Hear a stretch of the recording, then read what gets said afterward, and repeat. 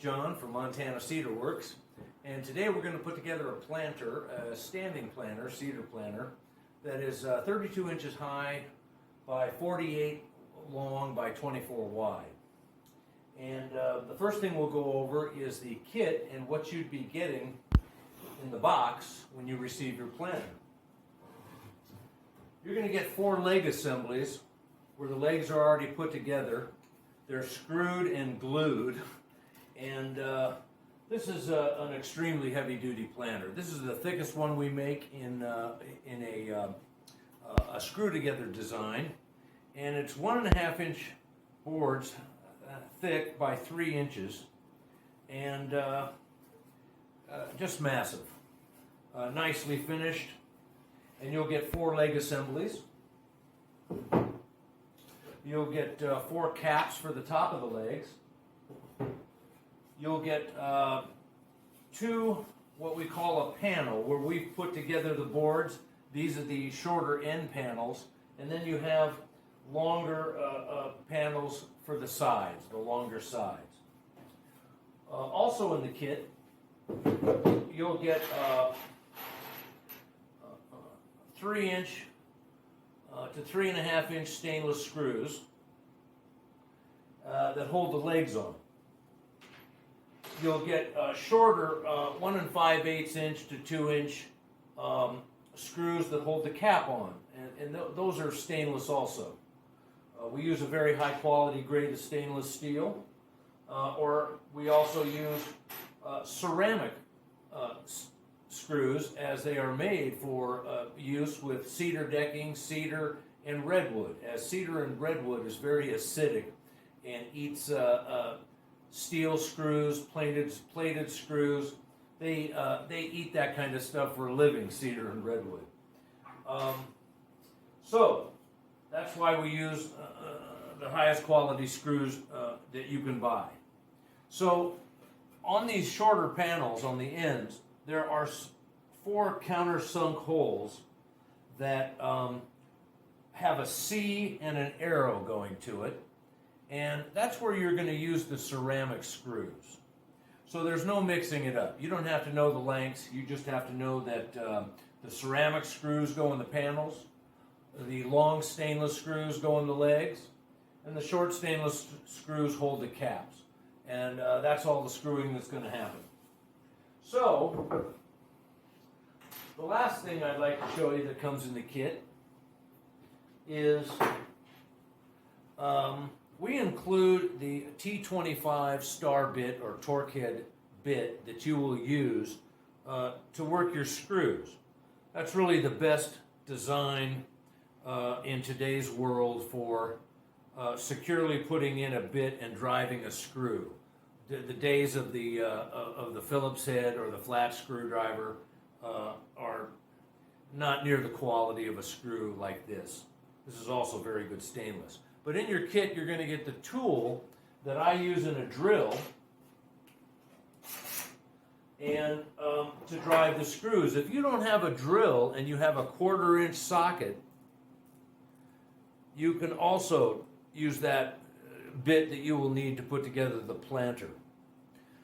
Maybe you've got a nut driver kit that looks like a screwdriver, but it's a round tube, and at the end of it, it's a 1/4 inch fitting, so it takes all sorts of different size kind of fastening bits like this. So you should have one of the 3. If not, I'm afraid you'll have to get something.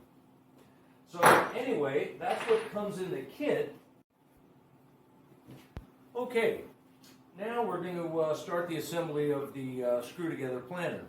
All of our screw-together planters, standing planters of all sizes and thicknesses, go together the exact same way.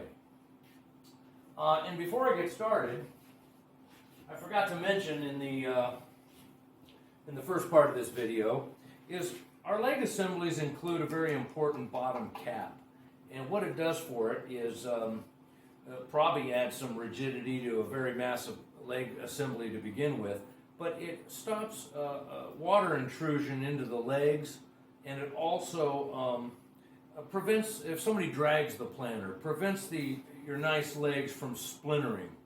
So that's the reason for the bottom cap. It's really a great asset to the planter. Okay, back to the assembly.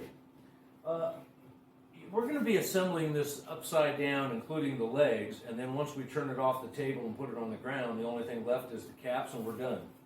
But so the first thing we want to point out is on all the panels, the long ones and the short ones, on the bottom end of it, you'll see letters. Here's A and here's B. And also, we will find that on the bottom of the side assemblies.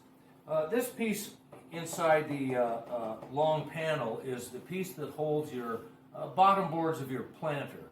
So again, that's why you'll see it in an upside down position getting assembled.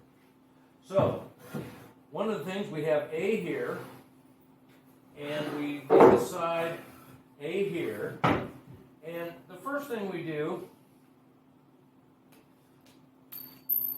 is put in a couple of screws already started in the countersunk holes.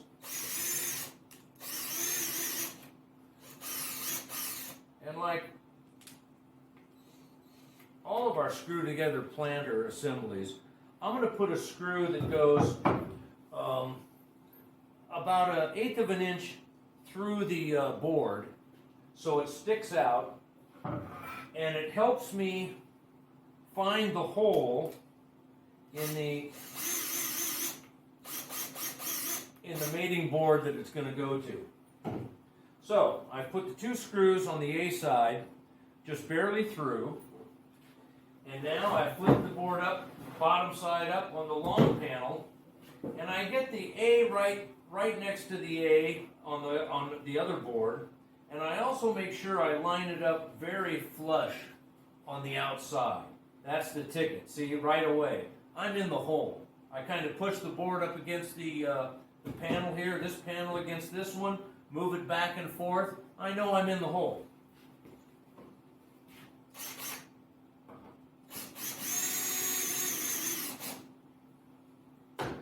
There's the top one. Make sure you line up the bottom one. You'll feel it.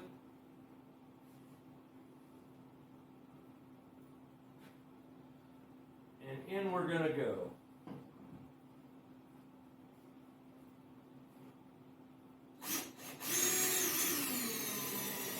Again, I made sure I was flush on this side, really flush. Then you know you're lined up. So then,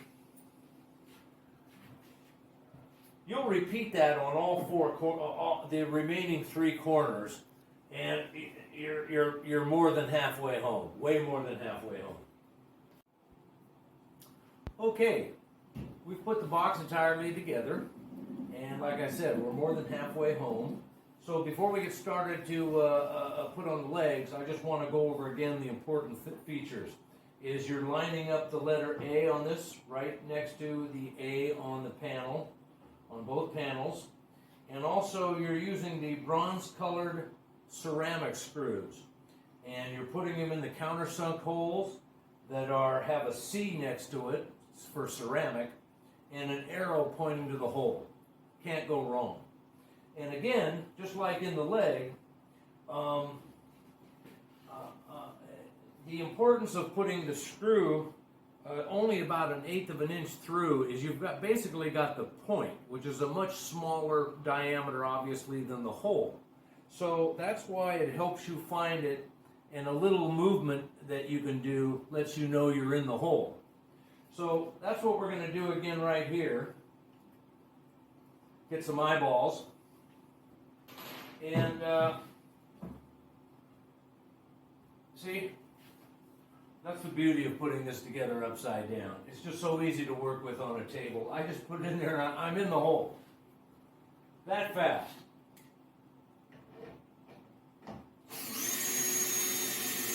Now I won't go in all the way, and I'll come back to this side, and I'll get a little screw going here.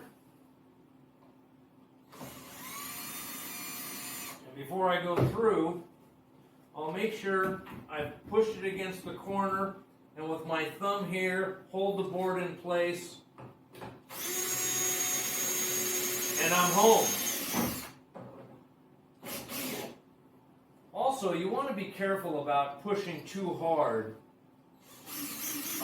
even though that's the benefit of the star screw and the T25 bit here, is that you shouldn't slip out that much. But be careful not to push too hard, because if you slip out, you'll punch it into the wood and put a mark in your nice planter. But anyway, here we go.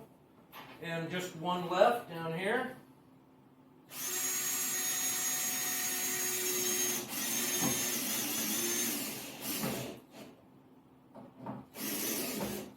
And back up and tighten the top one.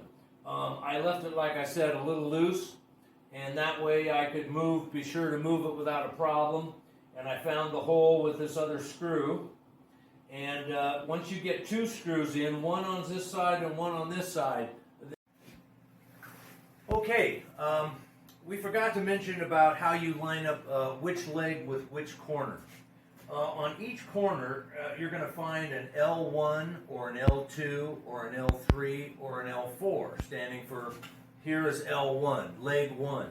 On the inside of the leg assembly, I also have two screws in, one on this side and one on this side.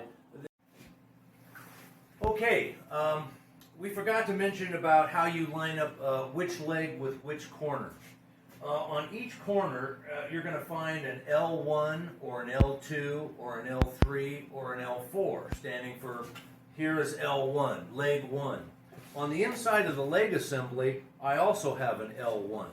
So what I do is, like the rest of the planter, I kind of put the L1 over the L1, and that shows me, you know, where to put the leg and on which corner, and that's all you got to do, is look for the marking, an L and a number, and you'll find it on the planter, and that's how you know which leg goes to which corner.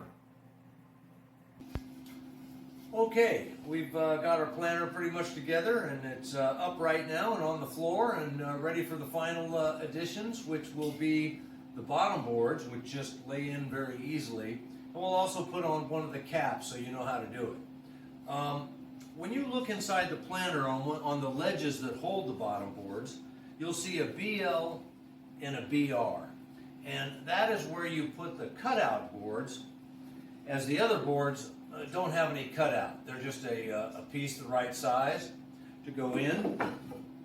And like I said, the end boards have a cutout. So I'm going to put the BL over the BL, just like how we put together all our planters. The letter or the number over the thing. So anyway, we've got a thinner one here, and that has a story behind it, but this one is marked BR, so I'll put the BR over the BR, and that board's in. And then this is the last board that goes in, and we pretty much have a tight fit across the bottom.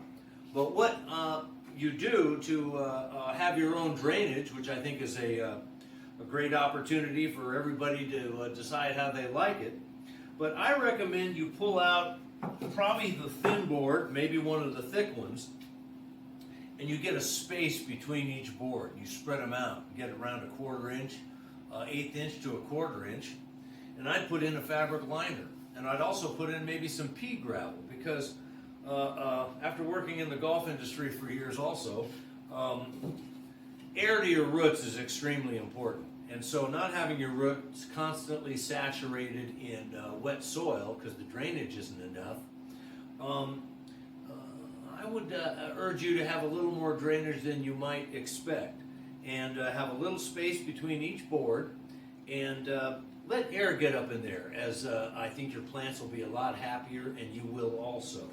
So anyway, that's how the bottom boards work, and why don't you come in and take a look and show them the inside of it. And again, I just pop one out and space the boards, and that's how we do it.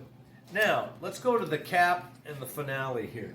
And I can't stress enough the running the screws through the top, just like everywhere else, through these caps. Trying to find the holes blindly is just a formula for disaster. So again, I don't push down, and I only have 2 of the screws going through, because once I get 2 screws, the third one's got to be in place. So I don't want the third screw to interfere with finding the holes. So I'm we got a triangle here, and I'm kind of lifting up on the back end as I find the hole for this one screw here. And what I do is I kind of eyeball it, and right away I have found the hole. I'm lifting up on this end a little bit so that screw doesn't interfere and make me wonder if I found it. But see, I know I have the hole there. Then I go down and I look for, and there it is, the second hole. So I'm lined up for 2 holes.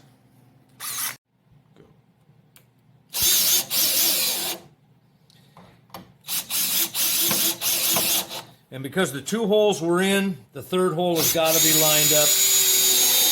And that's all there is to it.